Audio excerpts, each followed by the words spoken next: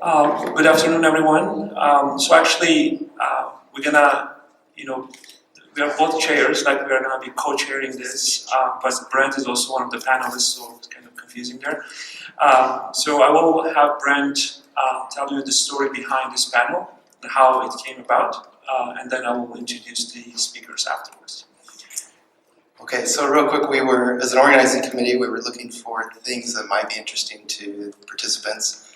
And we were having a Zoom meeting, and Gary had mentioned how the job panel that was really popular. And I said, well, here's something that I think is really interesting for me right now. And it's related to the book by Philip Dawson titled Defending Assessment Security in a Digital World, Preventing E-Cheating and Supporting Academic Integrity in Higher Education.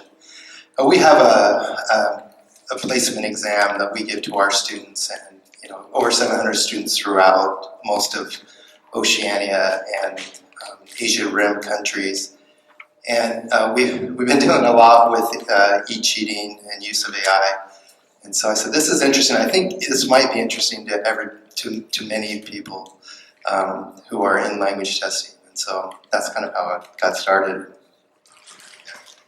Okay, so when we were putting this idea together, we want to make sure we have different perspectives because as we studied and look at the book, which we stole the title from, as Defending Assessment Security in the Age of Generative AI, there is no one-size-fits-all approach to security.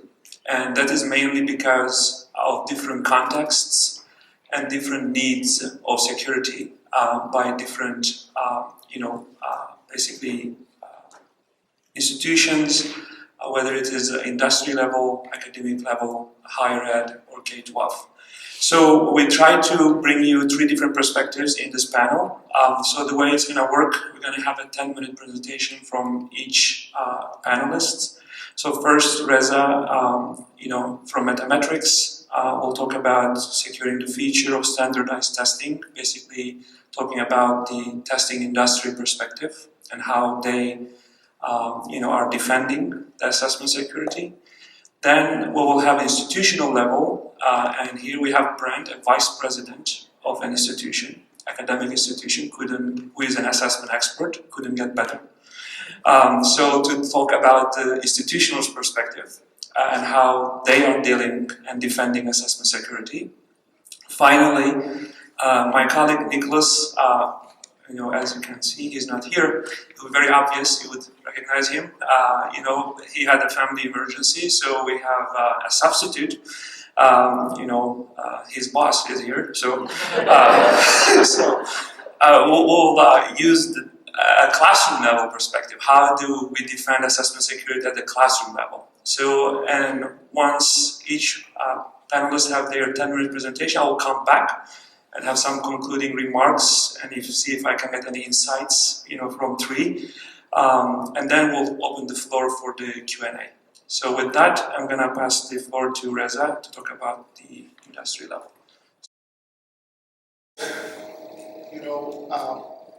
Remote exam became very popular because it was really nice. It wasn't, that was the only choice that we had. One of the biggest concerns that we have was security. So I'm going to start out with a simple exercise because I like interactive presentation. I don't want to talk all the time. So we're going to divide the room into 2 groups. And on the left-hand side, just because my major professor is there, Mr. Oki, this group is going to brainstorm ways to cheat. This is the context. You're sitting at home, you have paid $200, $10 for a test, which is very important, and you are taking this at home in your bedroom, and you have this computer, you're taking it there. So think of ways to cheat, and I'm pretty sure you can come up with really creative ways, because cheating is as old as, if not older, than testing itself. The group on the right, my right, and that will be your left, would be the detectives. So you will come up with ways to detect the cheating that they're mentioning. So we're going to do this exercise for 2 2 minutes. Do we have any volunteers? The cheating experts. Do we have any volunteers? Okay. Yeah, I think we want a microphone. So we're going to get 3 ideas. Let's see who wins this round. So you set yourself up with your Apple Watch and someone about 500 or 490 feet away, and you speak all the prompts aloud, and they text you the responses from your phone in the other room to your watch. This is what I do for a living. I try to catch this stuff. Beautiful. Okay. Who's going to catch that? Jeff.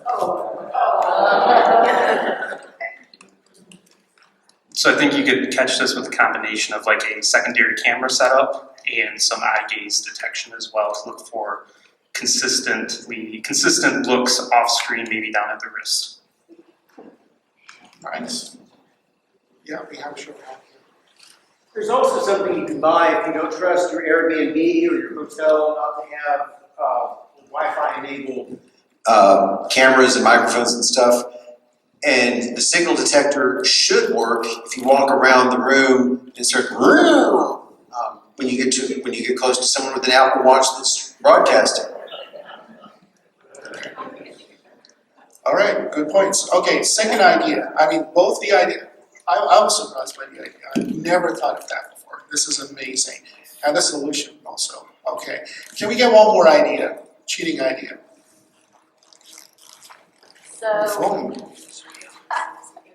So I've got my ChatGPT open on my phone, ChatGPT 4.5, that can recognize voice. So I've taken a speaking exam, and you're trying to ask me questions, and I repeat the questions.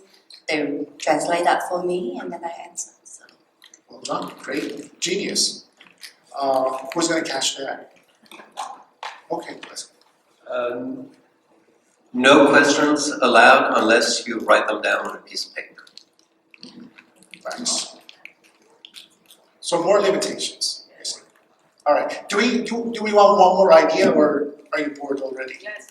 You're bored. Okay. Yeah, one comment to the question. Yep. Both of the cheating scenarios that were presented were about classes, in-person classes. What about online? Yeah, that's the point. Yeah, and this is the biggest challenge. We are talking about a situation where you're taking the test on your computer in a very familiar environment that you have a lot of control on. It's in your bedroom or your favorite room, doesn't matter, and you can do a lot of different things, and no proctor is there physically to detect any of those. Okay, now let's take a look at, and by the way, the thing that we did here, it's called a generative adversarial network architecture. Basically, you have 2 models competing with one another, trying to make each other better. So in a real world scenario, we would have 2 models, one coming up with cheating, the other one coming up with the ways to detect it. And that would be a good exercise. Now, there's some studies in the literature that focus on AI detection of cheating. Some of these are basically feature-based, and I like this first one. It's not possible in large-scale tests because it requires building of somebody's performance profile through time. So you get a performance sample of the student through time, and then you have an idea of how the student should perform on a test day, and then you see if it is really significantly different from their trend before. And this is one of those studies that has done this. The other one is the feature-based model, and basically it gets a lot of information from the inputs, keyboard, microphone, the camera, you name it. And this study found that the length and frequency of off-screen episodes was the best predictor of cheating. I'm surprised there. Then deep learning comes along. So deep learning is a little bit more powerful. So this study used head direction, eye movement, and exchanging material between students.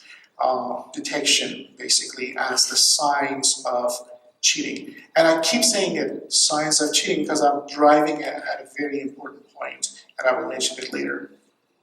And then this study, again, uses deep learning approaches. It basically uses more than one camera and looks at different comparison. Those actually this one is also using voice quality to detect cheating. And there's another one, of course, very similar. All of these are very similar to one another. So you're basically classifying something as whether somebody's cheating or not. Now, basically there are a lot of methods that we can use to detect cheating in an online test situation. First off, we can rely on performance-based tests. It's very important to avoid any kind of question that can be easily answered through cheating, like multiple choice questions. Testing world has always reaped the benefits of multiple choice questions, but they're very easy to cheat. All you have to do is just have the answer key in your pocket or somewhere, or just memorize it and do it. The other one is mouth and speech alignment. This would have been very difficult if we didn't have deep learning, but we can do it very easily. We can turn all the information, the visual and also sound information into vectors, and then use that to train a model to find the cases that the mouth and the speech don't match. I've seen cases where people pretend to be speaking while somebody else is speaking right next to them in a speaking test. I've actually seen them, and I've seen Meg saying yes, and that this happens. So that's how you can detect those. Keyboard lock data and movement. So we have a lot of information streamed into the computer all the time, and we can record how people are typing, how fast, what they are typing, and so on and so forth. So we can match that with their body movements using, again, a deep learning model, and see if there's an alignment. I've seen people pretending to be typing. It happens in the movies a lot, but somebody else is actually typing the answer, or ChatGPT is in some of the cases. Performance profile analysis, again, if you're a large-scale test company, you keep tabs on different test locations and centers. And you just make sure that the performance profile of that center remains more or less the same. All of a sudden you see a spike in a center, it's time to send some inspectors in, or maybe revoke their license altogether, or just ask those people in that location not to take the test anymore, because maybe they're cheating. But of course these decisions are not really easy to make. Now companies are using generative large language models to create items. So the more items you have, the less likely they will be learned by people, and element of surprise, more difficult for cheating. And I never claim that you're going to prevent cheating. It's just the goal is to make it more difficult as much as possible. There are models that can detect, large language model detect generated passages. They're not very good, but they're better than nothing. I mean, I've seen up to 95% accuracy of these models. But again, we need a ton of data to make these models better and better. We can use speech diarization, which is a certain kind of model that detects the number of different voices in a room. So you can record the entire session audio and do a diarization and get the number of people in the room. And if there are some unauthorized voices there, you can flag that. Network isolation. This is probably the most complicated one, but you can. So in this method, you're trying to make sure that a person taking the test doesn't have any access to any other computer. Right now it is not possible because you have cell phones and other stuff, but again, there are tools that you can make sure that that extra device or the device in proximity can be detected. And then there's the post-test identification method. Just take pictures of people. I know a lot of cases that somebody else goes to the session, introduces themselves as the person. They impersonate the actual test taker, take the test, and then take the money, of course.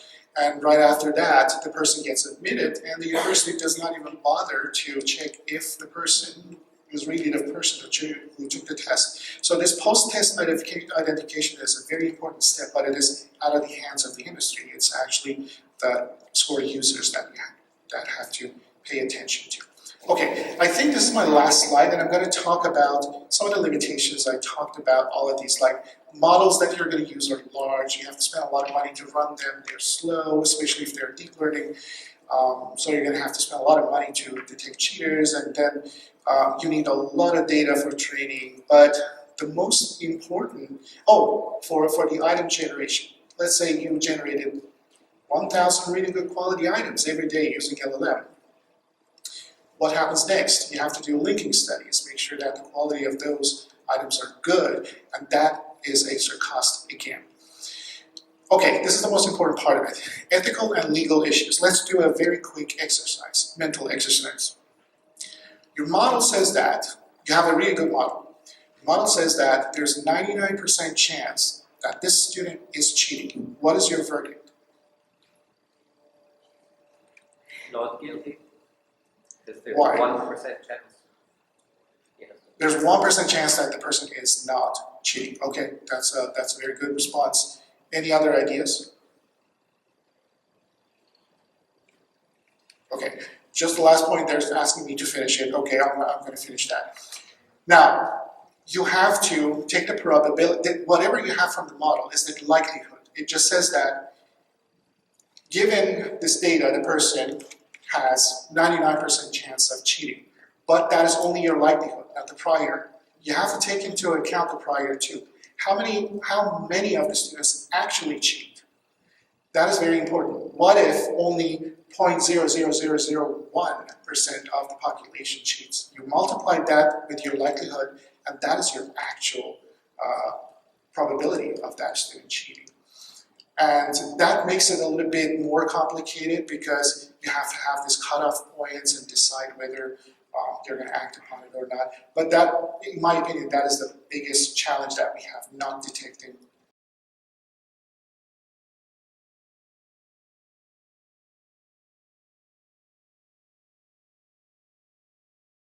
Okay, hello everyone. I'm happy to be here. As Ahmet mentioned, I'm currently serving as the Associate Academic Vice President for Accreditation, Assessment, and Curriculum at Brigham Young University, Hawaii. Our colors are not blue, our colors are red. And like many of you, I've been watching the rapid rise of AI with a mix of fascination, hope, and a little bit of concern, I have to say. So here are just a few of the headlines that illustrate the challenges AI poses to assessment in higher ed. Notice that the word cheat occurs quite frequently.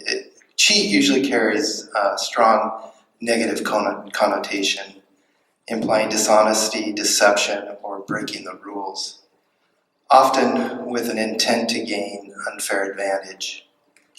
Calling someone a cheater can be quite accusatory and morally loaded, as many of you know. If you're trying to talk about misconduct in a more neutral or formal way, especially in academic contexts, you might use terms like academic dishonesty, misconduct, violation of academic integrity, unauthorized assistance, improper use of AI tools. Here is a meme that you might have seen. This usually gets a laugh, but it also captures a real tension. Both student and faculty are now using the same tools, but with vastly different stakes and expectations. I got this one from Eric Voss. I listened to him give a talk on this, and he mentioned a meme. I said, "Where is that meme? Send it to me." And he did, so this is what I've got. Here's some data from our institution related to academic integrity violations. As you can see, except for the COVID-19 years, when all instruction was online and where we saw kind of a rise or a bump in violations, academic integrity violations at BYU Hawaii have remained steady, but AI-related cases, which is kind of the orange color there, are rising quickly. Most involve international students, especially from Asia and the Pacific, which is our kind of target population at our school. We believe that this is probably underreported because this is faculty reporting on students. Many faculty will share with me, they'll pull me aside and share with me their experiences, but they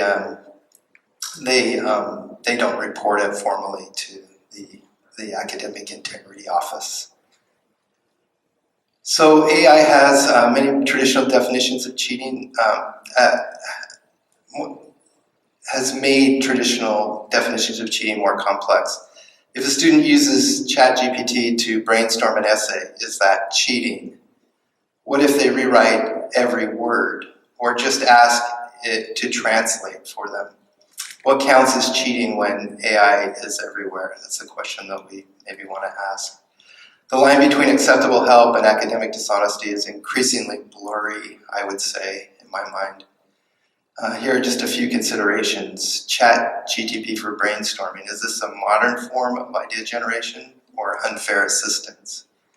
Rewriting every word. Does it become ghostwriting or is it just enhanced revision?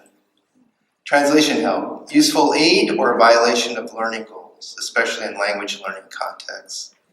Disclosure matters. Should students always know when AI is used? And what do we do if they don't? Intent versus impact. Is cheating defined by intent to deceive or by how much the AI masks students' real ability? Equity and access. Do students with better tools or more AI savvy, or who are more AI savvy, have an unfair advantage? There's more. I can go on. I'll go to the next slide. As I propose this framework, so I'm going to propose this framework to look at from an institutional level. I want to step back and echo the argument made by Dawson in 2004 in this article, Validity Matters More Than Cheating, where he and his colleagues state that validity, not just cheating, should be the central concern. Cheating becomes a threat to assessment when it undermines our ability to confidently say a student has met learning outcomes. So this framework is fundamentally about designing for validity. That means focusing less on catching cheaters and more on ensuring the conditions, assessments, and support systems actually allow students to demonstrate their learning. So here's a framework that I'm proposing to look at from an institutional level. So here I said, this can basically consist of 4 areas: access and infrastructure, curriculum and pedagogy, AI literacy and ethics, and policy and oversight. And so I'll examine each one of them really quickly because I'm knowing I'm running out of time here. So the first area, the proposed area of institutional framework, is access and infrastructure. If we want students to engage with AI ethically and productively, we must ensure that they have equitable access to tools. That means investing in institutional licenses, AI-enabled computer labs, and sharing curated lists of free or low-cost tools. For example, many of you in the Cal State system are aware that chatgpt.edu is available for over 500,000 students in California. My institution does not allow any of this, and many of my students come from from countries that are still developing, and they don't have the money to pay the $20 a month for the best GPT version. So it's not about limiting AI, it's about democratizing it responsibly. The second one is curriculum and pedagogy. Faculty need practical support, starting with model syllabus statements and continuing through workshops that explore how to design assessments less vulnerable to AI misuse. Some effective strategies include in-class writing, oral explanations, process-based assignments that capture how students develop ideas over time. Other approaches involve community engagement, collaborative projects, or tying prompts directly to students' identities or local context. These not only deter misconduct, but enhance learning. And just a quick example from our English language admissions test, we had a student from the Philippines talk about a prompt that asked him to talk about equity gaps in rich and poor. He talked about the poor in the West Virginia coal mines. And I'm like, how does a student from the Philippines know about the equity gaps in the West Virginia coal mines? Where in his country, there are many, many examples of equity gaps that he could have used as an indication for us as we investigated of AI use. Okay, finally, third one is AI and literacy and ethics. We can assume students know that responsibility, what it looks like. Institutions need to teach this explicitly using tools like decision trees, guided practice, scaffolded assignments, embedding these conversations only in the curriculum is key. Initiatives like Edutopia's Guide, MIT RAISE project, which works with K through 12 students and teaches them about use of AI in responsible ways. And an ethical framework developed by, again, Cal State Fullerton. They're excellent models that help us with this part of the framework. And finally, we have the policy and oversight. Institutions need clear policies that distinguish between ethical use and deceptive misuse of AI. These policies should be flexible enough to evolve with technology and fair enough to maintain student trust. Over-reliance on AI detection tools can backfire, and many of you know there's research about how those detection tools don't always work well, leading to false positives and eroding confidence in the system. Harvard has a great resource on academic integrity in the age of AI. They offer a helpful starting point, emphasizing guidance and over-punishment. Okay, so in conclusion, cheating is often a signal, not just of behavior. It often tells us something about pressure, design, and access. If we want to respond to AI ethically and effectively, we can't just tighten the screws. We need to redesign the system. AI is not going away, as we know, and neither are our students. So from an institutional/administrative position, I say that we should create environments where all students, regardless of background or access, can learn, grow, and engage with this technology in meaningful ways. As language assessment leaders, we have a unique role to play in that, especially given the validity component, which we have a long history of examination. We know about validity in language assessment, and we know its history. Thank you very much.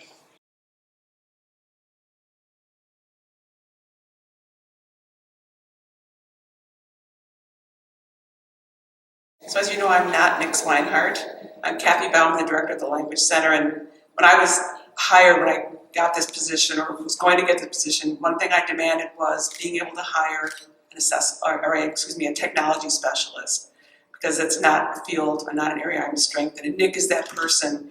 And I also knew I wanted someone who could be a resource, to be able to advise, not to direct, but to advise. And I think you'll see that thread through Nick's entire presentation. So here's the title, and then here's the Nick title, how he positions himself as a resource for them as these questions come again and again about how to use AI in our curriculum as language teachers. So Nick supports over 50 over 100 instructors teaching more than 50 languages with instructional technology in every aspect of language teaching and testing. A lot of lictals, we have a lot of low resource languages, less commonly taught languages. He taught a ChatGPT mini course last summer. It turned out to be popular and, from what I hear, very useful. He's teaching another one, and I'll say more about that at the end. And he says he's not an assessment specialist, and that's true, but you'll also hear later that assessment informs everything we do at the Language Center, and I think I talked about that when I gave the talk at Chicago a couple of LARCs ago. So in this presentation, he will talk about how language instructors using out of these tools, just how they're using them, what they're doing, and also the student side, and also the next 3 points, AI literacy, which has been mentioned, but also assessment literacy, which is another component, important component. The co-construction of policy, and then rethinking constructs in light of these current and I would say shifting realities. To the first point, so he talks about what is adequate AI literacy, adequate assessment literacy. So he defines that as where the instructor knows what they need to know, which is a big premise, how to go through a certain process and also know whether the process is working the way you want it to work. He would posit this for both AI literacy and assessment literacy, and that's pretty complicated. Knowing what you need to know and being able to find out if what you needed to know was enough. So you need to know, you need a lot of assessment literacy, a lot of AI literacy there. The harm of inappropriate use. I serve on the discipline committee of our undergraduate college, and we've seen, as you have, it sounds like, many cases of academic dishonesty where the student said, look, it's that tool you're using is 89% accurate. I didn't use it. And we're finding ourselves trying to catch up with the uses of AI, and Nick makes many recommendations for how to circumvent some of those problems. And also, instructors not being able to say why they charge a student with AI use or cheating. I've seen some cases where they just say, well, I just know that they're using it, which of course is not enough to bring such serious charges forward. And what does everyone need to know? What do instructors need to know to mitigate this in both high and low stakes environments? So Nick posits a model like this where if you have AI literacy and assessment literacy, you're in a good place because you know what you need to do, both in terms of testing. Ahmet and Fung have done a lot of work with instructors in practically every single language at the University of Chicago in assessment literacy that's really paid off with informed choices about testing. And Nick is calling for the same for AI literacy. But if you have other instructors without these capabilities, and there is some research that Ahmet and Fung have done. We went into some of our work assuming that many of our instructors, even instructors with long experience teaching, had very low assessment literacy, and we found that to be true. So if you come into it without, it's not really their fault because many teacher training programs, many PhD programs don't include assessment literacy, not to mention AI literacy. And so how can they make choices about using AI? So Nick gives a couple of scenarios, and these are things that resonate with me too as being, I'm sort of a technological novice mid, I guess, maybe novice high in a good day. So these instructions giving to AI, here's one example on the slide, where you really need to do something like this in order for you to have this tool do what you need it to do. This demands a lot of literacy and a lot of knowledge about how these things are working and what your role is interacting with AI. And not everybody has that. And if you want to do this for one task, one test, one assignment, this like everything else with technology, is a lot of ongoing work. Then the next assignment, and does everyone have time to be doing all this? Does everyone have the capacity, not to mention the knowledge? So again, with these scenarios with teachers who don't have this training, how do we get them there? All right, and so at Chicago, as I've mentioned, we have very, very strong assessment literacy. We have a real community of practice built around assessment literacy. Some of our training, our language assessment workshop, led primarily by Ahmet. Everyone is OPI training, and just about everyone designs an end of sequence 4 skills proficiency test of their own design for their own language. In terms of AI literacy, we have Nick's mini course, some blog posts, pedagogy talks, but the institutional level and beyond, that's another question. Sort of more of the overarching policies. What's going on there? What's missing? And of course, AI is changing as we speak. Co-construction, this next topic, and this is really where the students come in. So defining and encouraging appropriate use, and Nick made a huge point about in advising instructors about how this can work. On assignments, assessments, both for students and for instructors. The current guidance at our institution is inadequate, completely inadequate. There have been a few meetings, but there's no top-down directives or top-down guidance coming.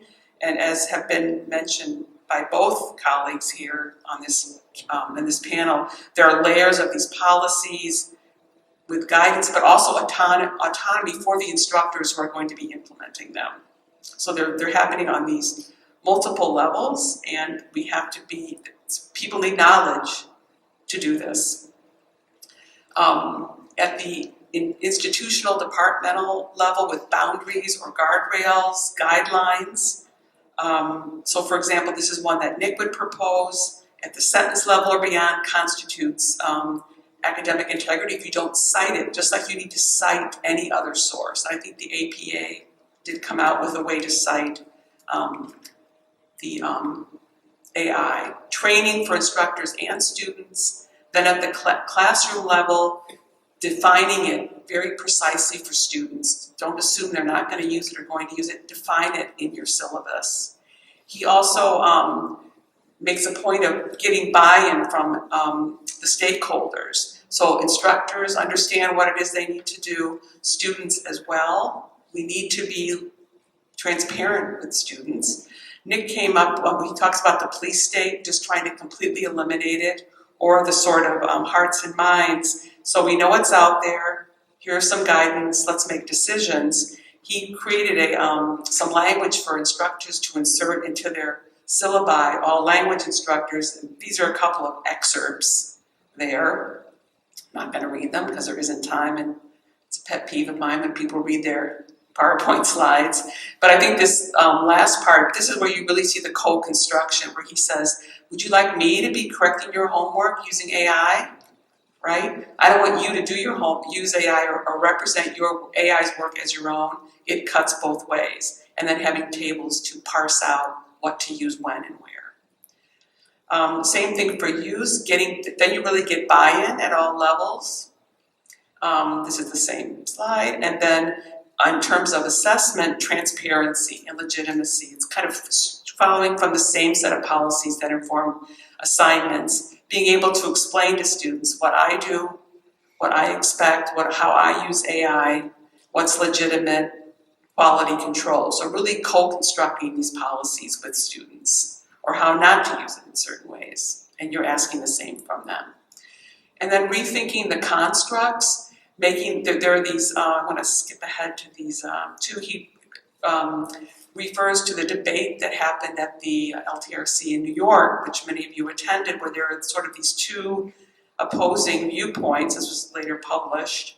And he feels we should be able to have it both ways. You can have assignments using both. You can have tests in which AI is used or not used, all right? So finally, AI literacy hand in hand with assessment literacy. How can this group play a role with the instructors on the ground?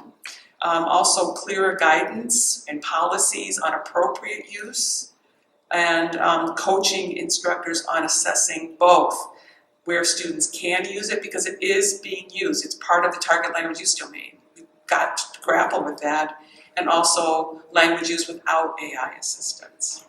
Here's his shameless self-promotion for his mini course this summer. If you're interested, we're also offering one on language program evaluation and domain analysis. And thank you very much. We wish Nick could have been here, but I hope this shared his work.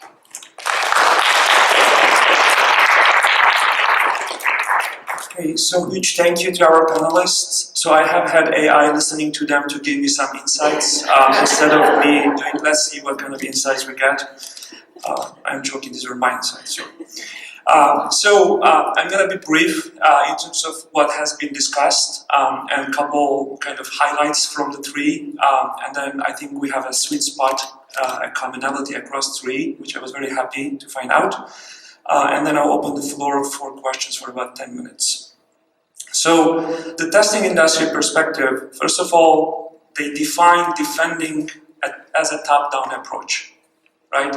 So there is no need to get the buy-in from the students there or the test takers because they are vulnerable part. The industry is the vulnerable and they need to defend this to protect and detect that. So and they respond this threat basically through enhanced security protocols, AI driven proctoring, AI generated item banks, examiner behavior analysis, and innovative assessment designs. So from the institutional perspective, so they defined defending as providing resources and creating guidelines and policies and oversight. So as you can see, we are a little bit different here. This does not and cannot be top-down. It has to be bottom-up. I mean, some of this is top-down when you write the policies, but co-construction become relevant here to get the buy-in from the student.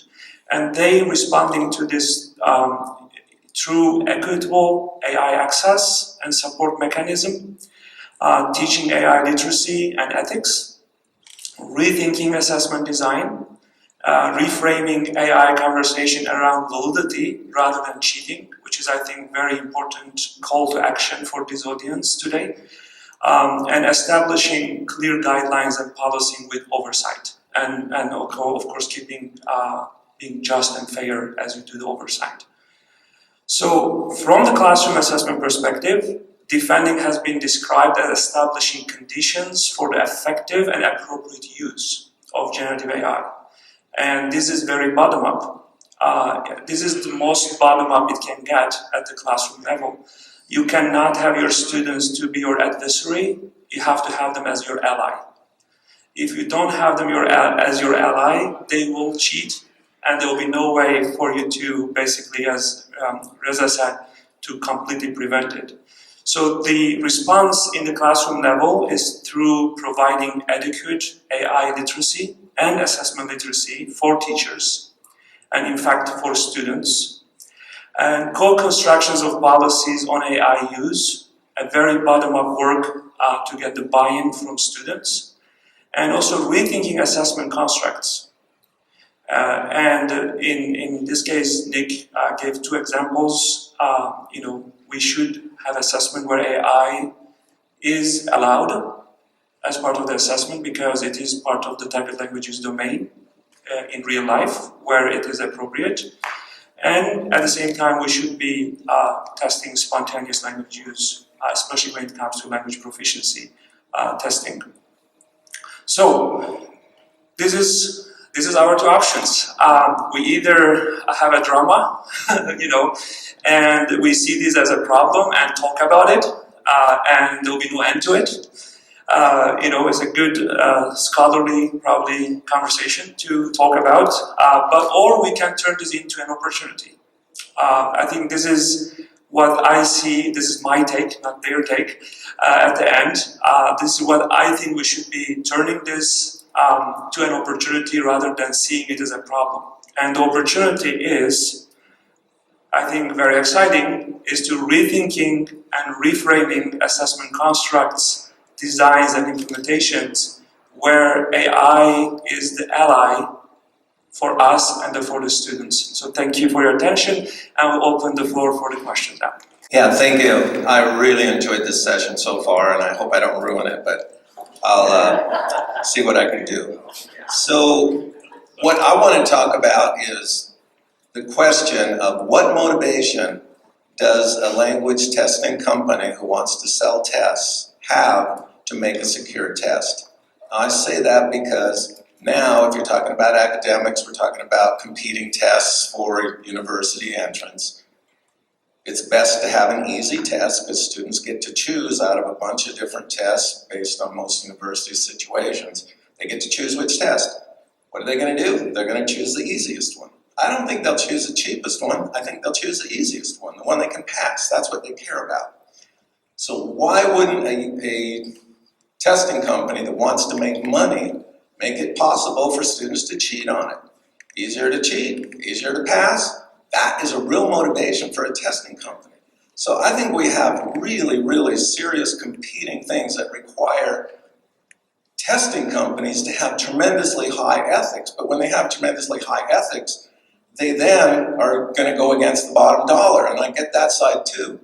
But we no longer have stakeholders in universities who are saying, no, we can't use that test because it's not good enough. So we're not going to have the stakeholders controlling things anymore because they want students. And they'll take any test they can get to get students. So we are left in this situation where testing companies are pretty much the ones who have to make the ethical decisions. And that's arguing with their own money. So that's my question. How do we deal with that situation? This is a very difficult question to answer. And although I was talking about the techniques that industry uses to deal with cheating, I'm not representing industry as an advocate or anything like that. But I can say that one of the motivations that any testing company would have would be the long-term return on investment rather than short-term. So any company would understand it clearly that at one point, if they keep giving super easy tests that do not make sense, and if they run the risk of getting out of the market just because of low quality, They will not do it because they're not interested in tomorrow's dollars. They're interested in long-term investment return. That's one thing that companies are doing. The second thing is all about, I'm going to use the analogy of scores. You can give any score to anyone, and it's the responsibility, it's as much the responsibility of the user of that score as a producer of that score to make the correct interpretation and use of that. You cannot load all the responsibility on the shoulders of just the producer of that score. You're the user of it. You can't really keep, let's say, your computer company responsible for everything and say, I like to use my computer in such and such condition. Why does it stand that condition? Using the same analogy, you have to really think about what kind of test you are going to use to achieve the final benefit. If institutions are willing to admit students just because they want to admit them, it's not on the industry. They're the institutions that are perpetuating this kind of approach, and companies merely are reaping the benefit of it in the society. So I think this is something that cannot be resolved single-handedly. Everybody have to work together. And let's be honest, if you are not demanding better quality, no company is going to give it to you. And there are even some companies that don't give it to you, even you ask for it. Think about Apple. How many times have you asked for improvement or just a single change to make it less boring? But they don't do it because they're still making money out of it. So I think it's not a very simple question to answer, going back to my initial sentence. And it's not just the responsibility of the company to be super ethical. It's everybody's responsibility, including the parents of that child who is willing to say yes to a decision that involves ease rather than excellence and better education. So I think a lot of this panel was really excellent, talking about the things we can do to monitor AI use or adapt to it. I feel like it kind of goes against the final suggestion where we just look at this as an opportunity to change the constructs. I mean, if anything, the opportunity presented is to stop evaluating individual ability. Like, do we care about that anymore? I still do. This is just devil's advocacy. But if that's the door that's open is, hey, everyone's got all the information at their fingertips. Just we shouldn't care about individual performance anymore. It's all about just, can you access the collective? That's what we're testing. And yeah, why don't we just test that? So I want to respond to that in terms of like a more curricular. So X number of years ago, when it was evident that students could buy final papers online for a whole range of like humanities courses, my thought was, if your humanities final paper topic is so general that your students can buy a paper, you need to change your paper topic, right? So now with AI, I know of one example. Instructors have to change their tests. So I know one example in a humanities core final paper on gender studies or something, where instead of having them write a paper, God knows what resources they might use, the instructor gave them the prompt for the final paper, had them give it to AI, had them analyze what was given back, asked them to rewrite the prompt to try to get a better paper, and then analyze that paper. It was an enormous amount of reading, analysis, recasting, and I think a way of using AI that didn't just go to the general topic, but she changed the task to recognize the reality of what students have access to. They were doing a ton of learning.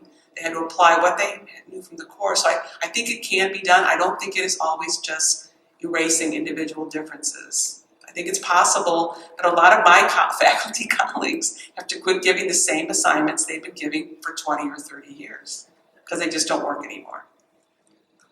Just to clarify, I mean, that was not the point I think I was trying to make. That let's forget about, individual difference for proficiency type of assessment, for example, that matters a lot. That's why you do criteria reference grading and, in fact, analytical grading if possible. To me, I always argue if you claim to measure proficiency, if possible, you should not use holistic grading and, of course, norm-referenced grading at all. And when it comes to AI use in proficiency testing, I think which is the sweet spot was that let's really think about innovation, to AI, and then how we can see this as a validity issue and the construct representativeness and expansion of it, rather than just focusing on cheating only, because that is the immediate reaction and immediate lovely topic everybody wants to talk, but there is no end to that discussion. But there's a lot of opportunity here if we reframe our discussion to how we can actually use AI for innovative assessments. That was trying to make that point. So, any other questions? We have 2 more minutes. Yes, Anthony. This is not exactly about AI and assessment, but generally about assessment. There is a certain university in Southern California, near my home. They have an American Language Institute, and in the past they had relatively sort of high standards, if you like. In the old TOEFL measurement scale, they required a 600 to be admitted to the university, to the ALI. But most recently, they've dropped that number down to 450, which is almost like, like an A2 level English standard. And I'm not sure they're concerned about AI and cheating or any such thing.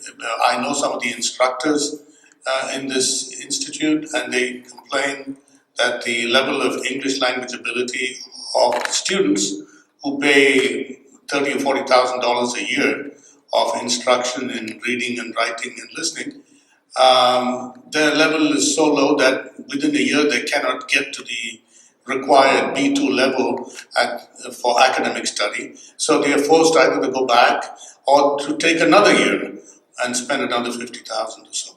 So when there are such ethical, confusing sort of signals given by such institutes, they enable people who want to cheat or will not want to perform, and so I'm just adding to Gary's point of ethical dilemmas from testing companies, from universities as well, because they're also, like testing companies, interested in revenue, and they don't want to have very high standards such that students cannot be admitted. So they want students, so they lower the standards. So I'm not sure they would be concerned so much about whether test takers are really cheating, because they want students, if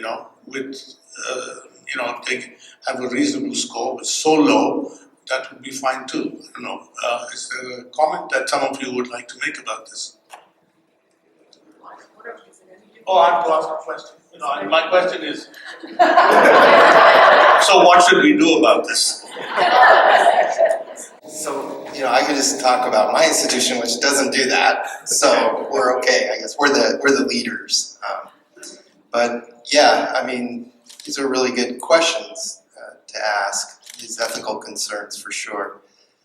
What we're trying to do is bring in these international students and give them an opportunity to learn and get a degree, go back to their countries and lead.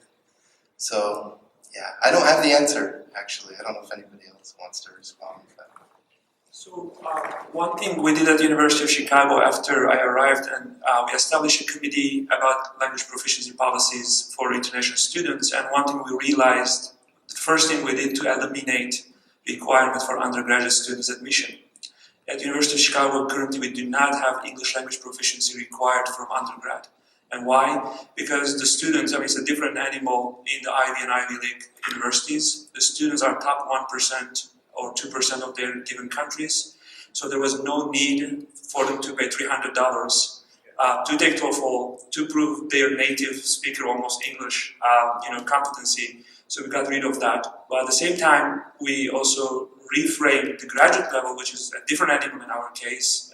It's completely different trajectory of students and life experiences we get at the graduate level. So that we increased the level to a very rigorous level so that they can survive and they don't pay tuition for the courses for another year. So I think it is a very ethical question, but I think it's up to the individual higher education institutions whether they see the student as a cash cow versus as student, I guess. So we are 3 minutes. I don't want to keep you here and kill your break. Nathan, do you have any announcement to make before we let them? Just that the break is half an hour, I believe. Yeah. And after that, please move to the various sessions. And if you need to get your presentation onto the computer, please do so during the break, not after. Thank you so much. Thank you for the great presentation.